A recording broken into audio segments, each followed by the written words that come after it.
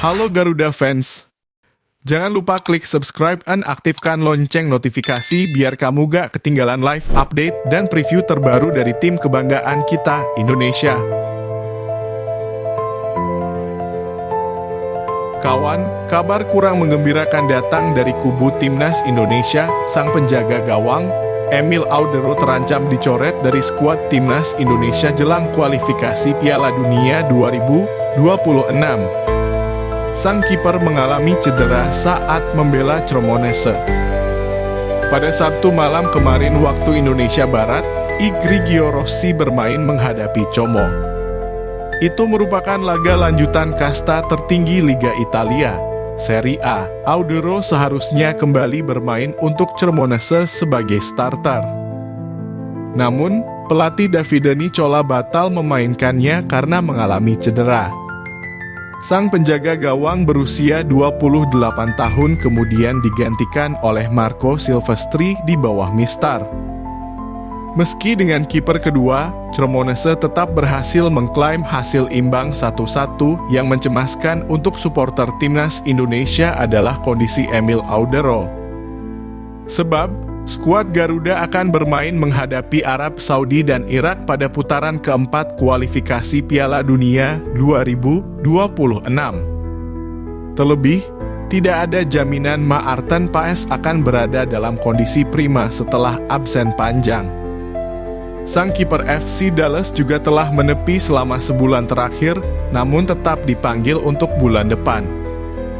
Kabar awal dari jurnalis Gianluca Di Marzio mengatakan bahwa Audero mengalami masalah otot saat pemanasan.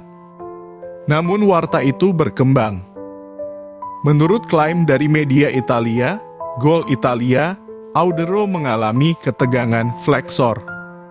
Namun, masih belum diketahui seberapa lama dia akan absen. Cremonese belum mengumumkan apapun mengenai cedera yang dialami Audero saat pemanasan sebelum laga kontra Como. Yang diketahui, dalam kasus apapun, itu adalah masalah otot, kata Gol Italia. Sebuah ketegangan flexor untuk lebih tepatnya. Ini yang membuat Audero gagal bermain bersama rekan-rekan setimnya untuk mencoba menghentikan tim asuhan Cesc Fabregas, tambahnya. Gol Italia melaporkan bahwa Audero harusnya menjalani tes dalam beberapa hari ke depan. Hal ini bertujuan untuk mengetahui seberapa parah cederanya. Dalam beberapa hari ke depan, sebagaimana dalam praktik standar dalam kasus seperti ini, Cremonese akan menjalankan pemeriksaan untuk Audero. Hanya setelah itu, waktu definitif menentukan seberapa lama dan, jika ada, tingkat keseriusan dari masalah otot yang diderita oleh kiper Cremonese, tambahnya. Jika benar Audero mengalami ketegangan flexor alias flexor strain, maka Timnas Indonesia bisa merugi. Sebab, cedera semacam ini umumnya akan memerlukan waktu beberapa pekan. Menurut Medical News Today, cedera ketegangan otot di bagian pinggul bisa memerlukan waktu beberapa pekan untuk sembuh. Dalam kasus yang lebih buruk, itu akan memerlukan lebih dari sebulan. Selagi ketegangan flexor pinggul tingkat rendah bisa memerlukan waktu beberapa pekan untuk sembuh, itu mungkin memerlukan lebih dari 1 bulan untuk pulih dari ketegangan yang lebih buruk, tulisnya. Sekalipun kasusnya tidak parah, jika mengalami ketegangan flexor, Audero bisa absen di laga Timnas Indonesia kontra Arab Saudi dan Irak. Sebab, 2 laga itu akan digelar pada hanya beberapa hari lagi. Skuad asuhan Patrick Kluivert akan berkumpul pekan depan. Mereka bermain menghadapi Arab Saudi pada tanggal 9 Oktober dan kemudian menghadapi Irak pada 12 Oktober. Tentunya, para supporter Timnas Indonesia mengharapkan agar Audero terhindar dari cedera apapun. Sebab, kehadirannya sangat berarti di bawah mistar gawang. Semoga cedera ringan saja.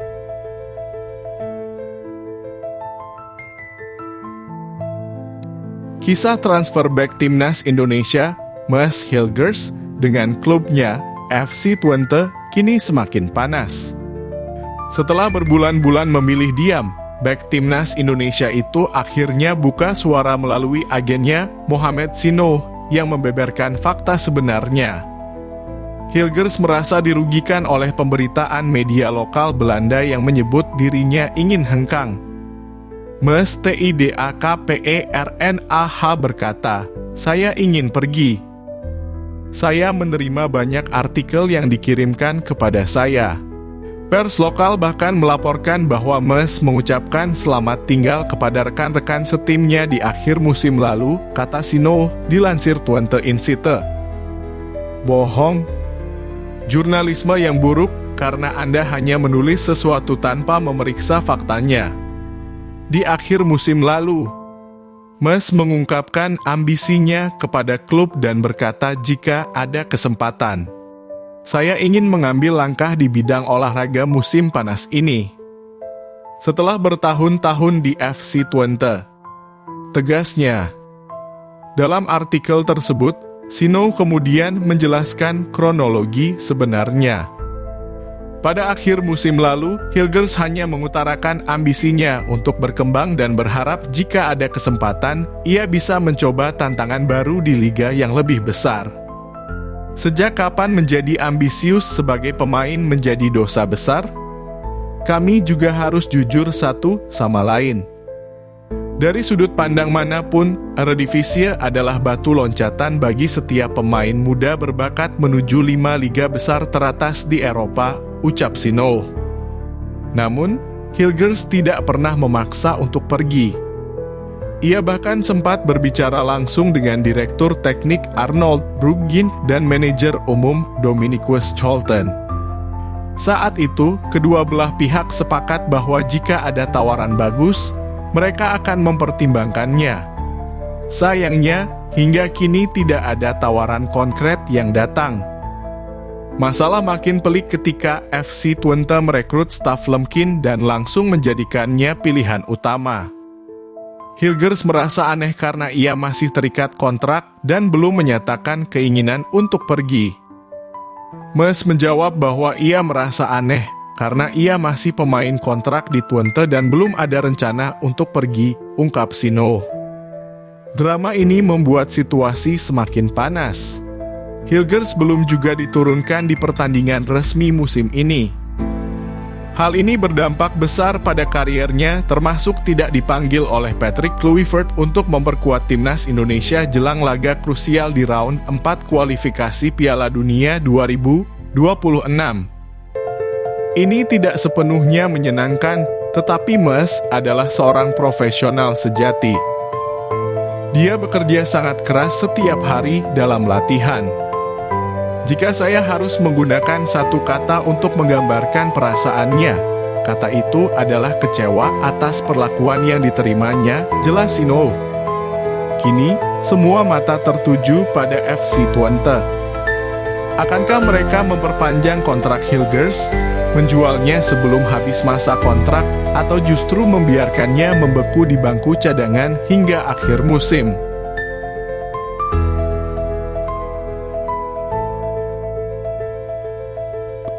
Jurnalis Malaysia Zulhelmi Zainal menilai ada organisasi yang khawatir timnas Malaysia bangkit. Ia menyebut organisasi itu dekat dengan pimpinan tertinggi FIFA. Ada kabar angin menyebutkan ada beberapa entitas luar negeri yang sedang berusaha menyabotase timnas Malaysia karena khawatir dengan kebangkitan Harimau Malaya, tulis Zulhelmi Zainal pada Jumat kemarin.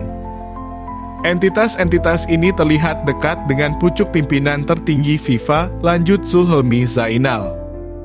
Siapa entitas yang dimaksud? Tentunya tidak diketahui secara pasti siapa entitas yang dimaksud. Apakah entitas ini berasal dari Asia Tenggara, Asia Timur, atau bahkan Eropa? Satu yang pasti, timnas Malaysia di bawah asuhan pelatih asal Australia, Peter Klamovski, mengalami kenaikan performa. Naiknya kualitas skuad Harimau Malaya julukan timnas Malaysia efek kehadiran sejumlah pemain naturalisasi berkualitas. Awalnya, Timnas Malaysia sering diledek netizen Indonesia karena hanya menaturalisasi pemain-pemain asing yang mentas di kompetisi lokal. Sekalipun menaturalisasi pemain keturunan di Eropa, levelnya cuma eksis di Liga 2 Portugal (Hector level). Namun, pada Juni 2025, Federasi Sepak Bola Malaysia (FAM) mengumumkan telah menaturalisasi sejumlah pemain keturunan berkualitas.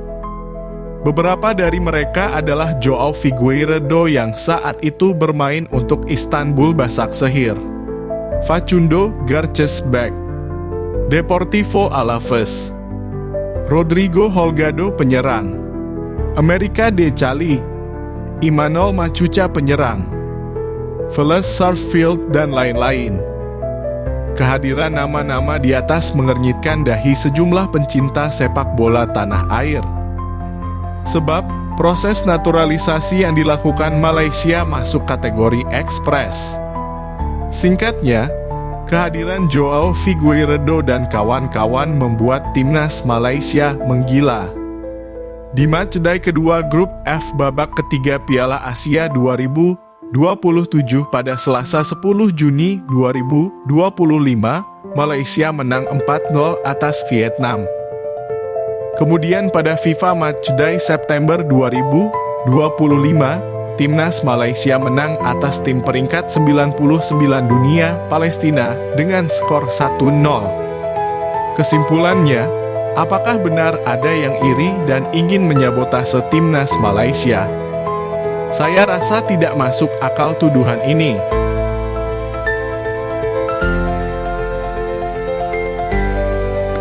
Timnas Israel dikabarkan sedang melakukan berbagai upaya drastis demi menghindari ancaman larangan tampil di kompetisi resmi FIFA maupun UEFA. Di tengah seruan internasional yang makin keras menyusul konflik yang terus berkecamuk di Gaza. Sejak eskalasi perang Israel-Palestina pada Oktober 2023, desakan agar Israel mendapat perlakuan serupa dengan Rusia yang dilarang tampil usai menginvasi Ukraina pada 2022 terus mengemuka. Tekanan datang dari sejumlah negara, tokoh publik, hingga kelompok supporter yang menuntut Israel dikeluarkan dari turnamen resmi UEFA dan FIFA. Kendati lebih dari 65.000 warga Palestina dilaporkan tewas akibat konflik tersebut, klub-klub Israel maupun tim nasionalnya masih diperbolehkan berpartisipasi di ajang resmi. Awal bulan ini, Komisi Penyelidikan PBB menyatakan Israel telah melakukan genosida terhadap warga Palestina di Gaza. Namun, Kementerian Luar Negeri Israel menolak mentah-mentah laporan itu. Mereka menyebut temuan tersebut sebagai sesuatu yang distorsi dan salah. Sementara itu, lebih dari 90% penduduk Gaza terpaksa mengungsi dari rumah mereka sejak Oktober 2023. The Telegraph melaporkan pada Kamis lalu bahwa Israel bisa saja dilarang tampil di sepak bola Eropa dalam beberapa pekan ke depan. Jika itu terjadi, Israel juga terancam didepak dari Piala Dunia 2026.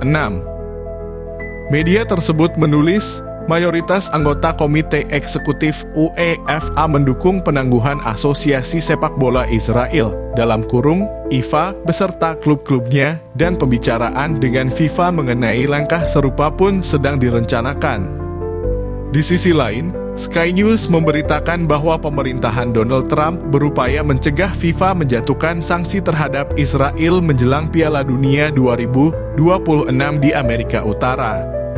Kami akan sepenuhnya berusaha menghentikan setiap upaya untuk melarang tim nasional Israel tampil di Piala Dunia, ujar juru bicara Departemen Luar Negeri AS. Sehari kemudian, The Times melaporkan Perdana Menteri Israel, Benjamin Netanyahu, akan melakukan lobi langsung kepada para petinggi sepak bola dunia demi mencegah sanksi FIFA maupun UEFA. Netanyahu disebut telah menghubungi sejumlah figur senior di dunia sepak bola agar tidak mengambil langkah tegas terhadap Israel. UEFA dijadwalkan menggelar rapat darurat pekan depan untuk memutuskan kemungkinan larangan tersebut. Jika benar diberlakukan, sanksi UEFA otomatis membuat Israel tersingkir dari jalur kualifikasi Piala Dunia 2026 meski turnamen utama digelar FIFA karena proses kualifikasi Israel berada di bawah naungan UEFA. Trump pun disebut telah memperingatkan Presiden FIFA, Gianni Infantino, agar tidak menjatuhkan larangan kepada Israel. Kacaulah FIFA ini, kacau.